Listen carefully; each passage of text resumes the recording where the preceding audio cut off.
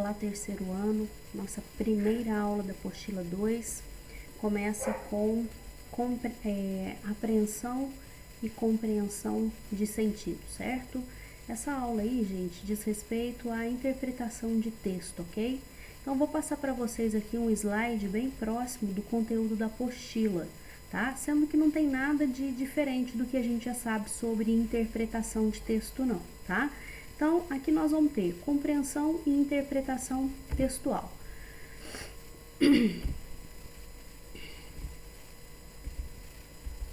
Então, temos aí, gente, primeiro slide. Temos lá, ó, concepções de texto. Então, dentro da língua portuguesa, né, o que nós temos o conceito de texto? Texto não é apenas um aglomerado de palavras, certo? Texto é um conjunto de palavras em que as partes vão se formando através desse tecido, tá? Por isso chamado de texto, né? Tem a ver com tecer, tem a ver com acréscimo, tem a ver com uma parte que se estende a outra e que um conjunto forma um todo, tá certo? Então, é primordial que haja no início, né, para aprender o sentido e compreender o sentido de um texto, é muito importante que se faça a primeira leitura de um texto, certo? Essa primeira leitura, ela tem como objetivo a decodificação, ou seja, você vai ler um texto e desse texto você vai decodificar, você vai analisar as palavras, você vai analisar o vocabulário, você vai fazer uma análise geral, né, do texto. É claro que já numa primeira leitura você vai verificar as partes de um texto. Um texto ele é formado por partes. Geralmente na primeira parte do texto é onde aparece o objetivo, ou seja, a introdução, qual é o assunto de que o texto trata. Logo após essa introdução nós vamos ter ali argumentos, ou seja, nós vamos ter ali ponto de vista que o escritor defende, né? E na sequência do texto você consegue identificar pontos positivos ou negativos e ao final do texto você tem a conclusão, tá? Então essa primeira leitura, que é chamada de leitura para decodificar, ela exige do aluno apenas um conhecimento linguístico, certo? O que seria esse conhecimento linguístico? É você conhecer a língua.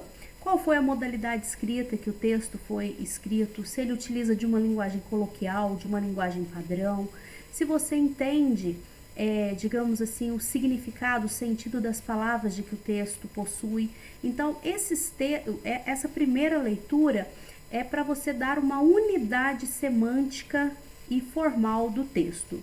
Essa é a primeira, digamos assim, o primeiro contato que você tem com um texto. Agora, para que o texto seja compreendido, interpretado, para que você consiga aprender o sentido do texto, aí nós vamos precisar de outros conhecimentos, né? Além do conhecimento linguístico, do conhecimento semântico, de saber, né, se ele foi escrito numa modalidade culta ou coloquial, você vai precisar acrescentar a esse texto um repertório cultural. O que é mais importante é um dos, digamos assim, das habilidades mais exigidas pelas provas de Enem.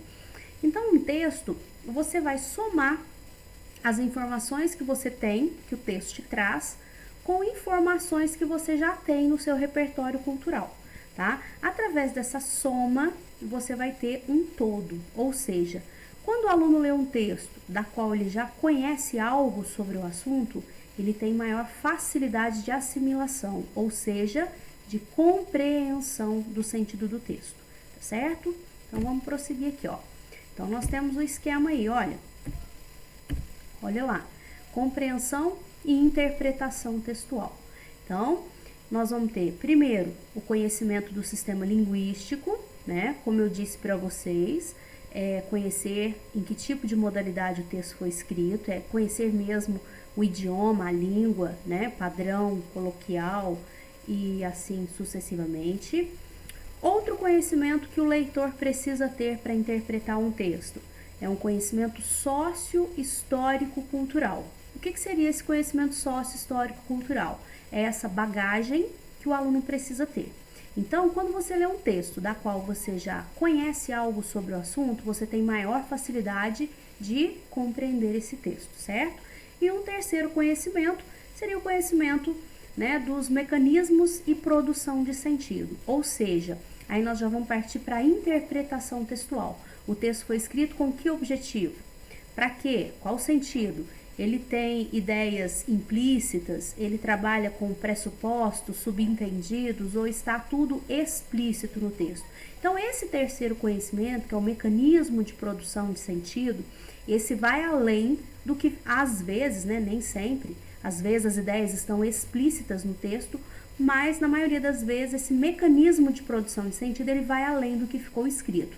Aí sim nós podemos dizer que o aluno partiu para a interpretação textual. Temos aí, olha, concepções de um texto. Então, nós temos o nível de discurso, né? O texto, ele não é apenas uma mera sequência de frases, ele não é apenas um aglomerado de palavras, tá?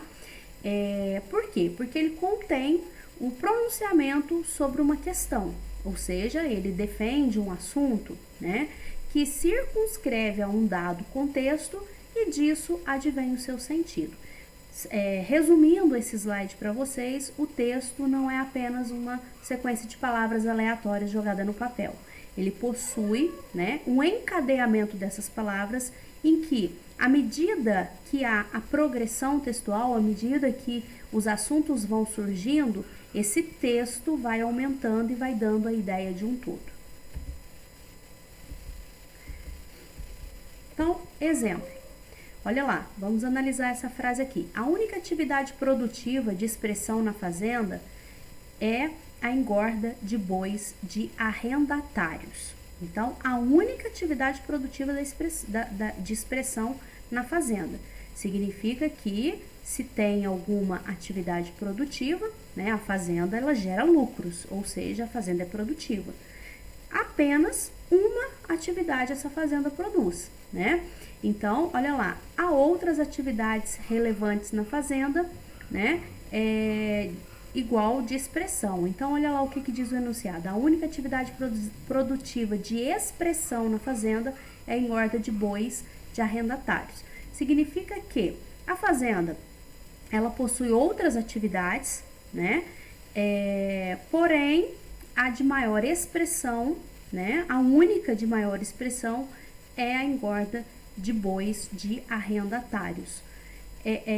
Nesse exemplo aí que nós temos uma única frase em que dela nós podemos tirar, né, um sentido que não ficou explícito, ou seja, um sentido implícito.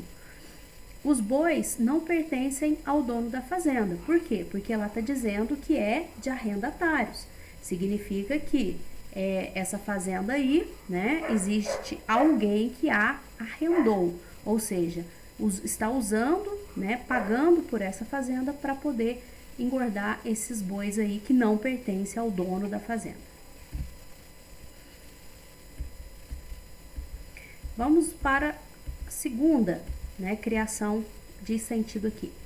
Dentro de 2 anos, não faltarão água e rede de esgoto em todas as casas do Distrito Federal. Então, vamos prestar atenção. Dentro de 2 anos não faltarão. Significa, se está falando que dentro de 2 anos não faltarão água e rede de esgoto em todas as casas, o que a gente subentende-se disso daí? Subentende-se que, infelizmente, nos dias atuais, né, ainda há casas sem abastecimento de água e sem abastecimento de rede de esgoto, no caso aí no Distrito Federal, tá? Então, olha só o efeito de sentido que o texto traz. Dentro de 2 anos não faltarão. Então, subentende-se que no momento, nos dias atuais, né, em que o texto foi produzido, faltava, certo? Água e rede de esgoto. Terceiro, a firma só enriqueceu quando passou a vender sistemas de segurança. Olha só, a firma só enriqueceu. Olha o que nós temos aí. Significa que a firma antes não era tão rica, não gerava tantos lucros, tá? E quando eu digo aqui, ó, a firma só enriqueceu quando passou a vender sistemas de segurança, significa que antes ela não vendia sistema de segurança, somente quando ela passou a vender. Quer dizer, a venda de sistema de segurança é uma especificidade nova para a firma, tá? Então, a riqueza da firma está ligada diretamente à venda do sistema de segurança. Tudo certo? Então, por que nós estamos analisando esses pequenos textos aí? Porque isto significa, né, isso que nós estamos fazendo aqui, nós estamos atribuindo ao texto efeito de sentido. Ou seja, o texto ele vai dar ênfase em alguns aspectos e às vezes ele vai deixar implícito outros aspectos. Vai depender muito do ponto de vista de quem produziu o texto. Se ele tem, né, por objetivo trazer efeitos positivos ou negativos de determinados assuntos, certo? E isto é o que? Apreensão de sentido. Depois que eu apreendo o sentido, eu consigo compreender um texto. Então vamos lá, compreensão e interpretação do texto. O que eu preciso para compreender e interpretar um texto? Resumindo todo esse esquema aí. Então, começando lá pelo primeiro, eu tenho um texto, né? Esse texto com seus aspectos linguísticos, semânticos, nós vamos ter mecanismos de produção de sentido, que foi o que nós acabamos de fazer nos slides anteriores, foi atribuir sentidos a textos, tá? Essa apreensão de sentido, ela depende do contexto linguístico em que ele foi produzido. O que seria esse contexto linguístico? Seria vocabulário, combinação de palavras, seria a compreensão, né, de determinadas expressões. E esse vocabulário, essa combinação e esse contexto linguístico, ele pode utilizar de uma linguagem denotativa ou conotativa, ou seja, o sentido deste texto pode ser literal e não literal, certo? Literal quando diz exatamente, quando fica explícito, dizendo exatamente o que o texto, né, pretende. E não literal é quando eu utilizo de alguma figura, de algum recurso para que eu deixe implícito alguma ideia do texto. Ou seja, este recurso de deixar implícito, de deixar pressupostos, subentendidos, isto é muito importante e muito utilizado nos textos, tá? Ou seja, quem produz o texto nem sempre vai deixar claro o seu ponto de vista, vai dizer com precisão se é a favor ou se é contra, ou seja, ele vai deixar ali uma ironia fina, algo assim bem sutil para que o leitor compreenda, ou seja, esse sentido implícito aí, tá?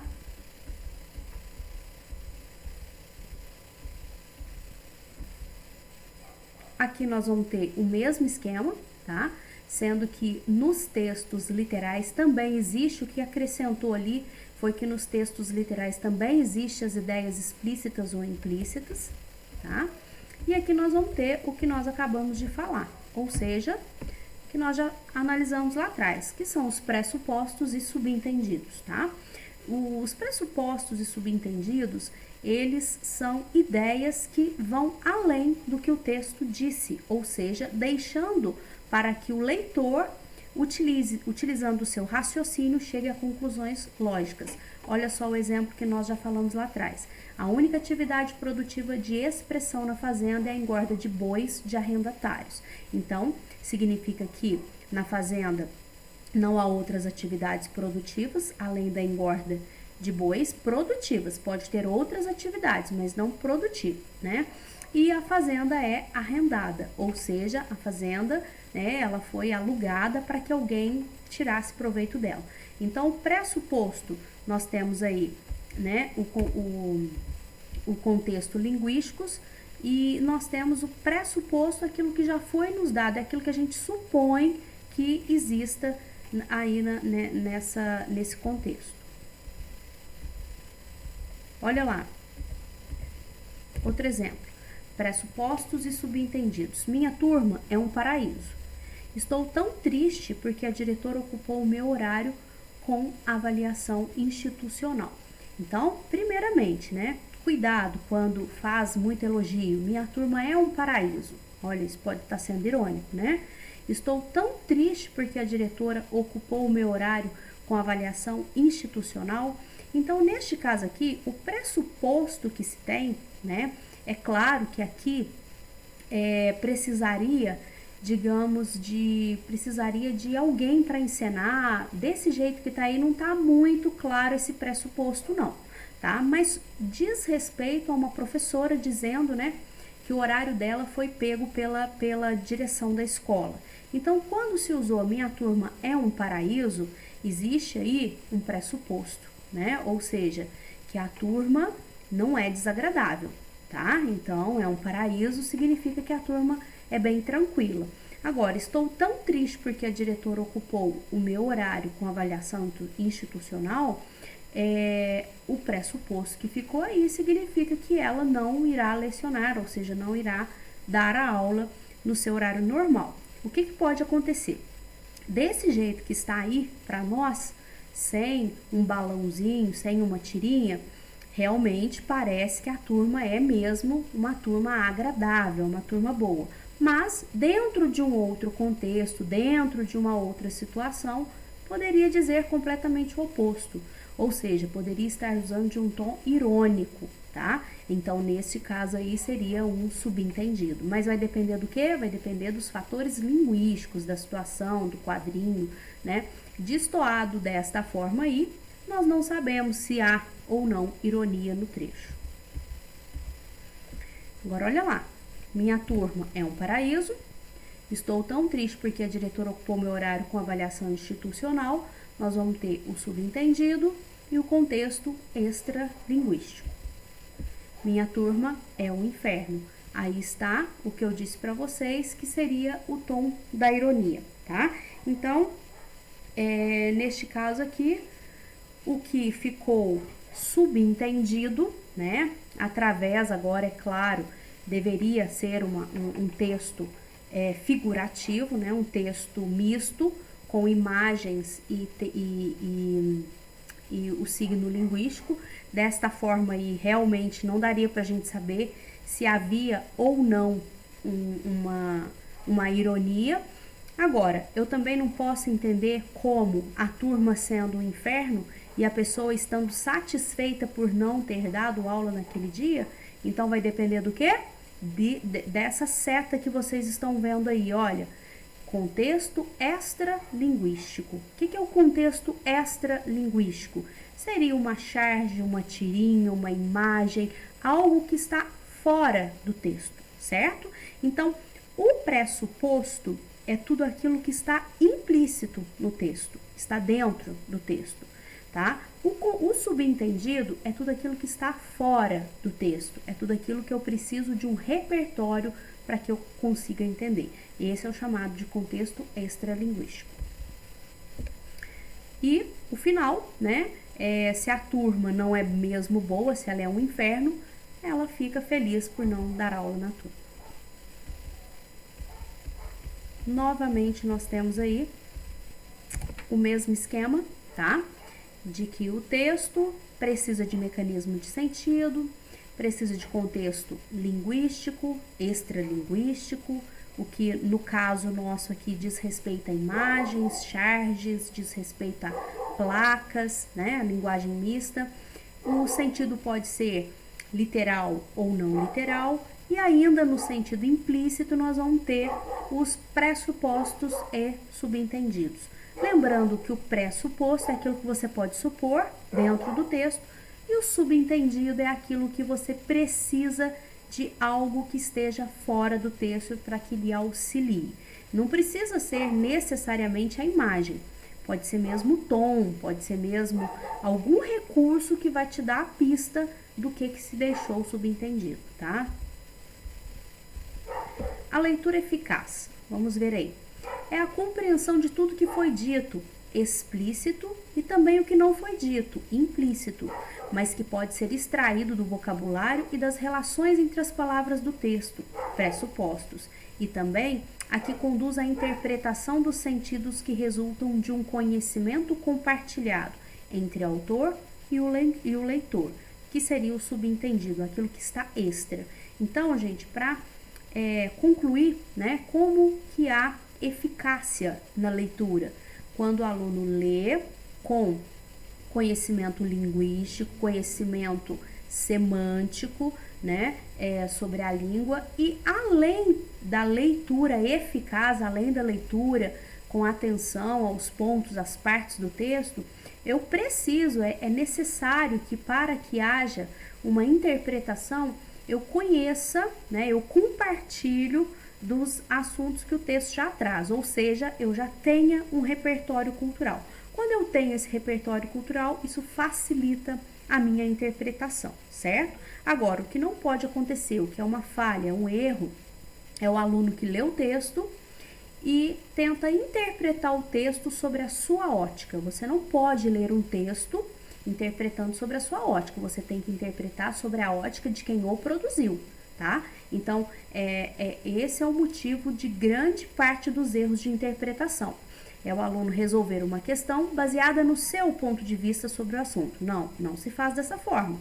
Você precisa buscar dentro do texto, tá? Seja ideias explícitas ou implícitas, o ponto de vista e a argumentação de quem o produziu, e não a sua argumentação sobre o assunto.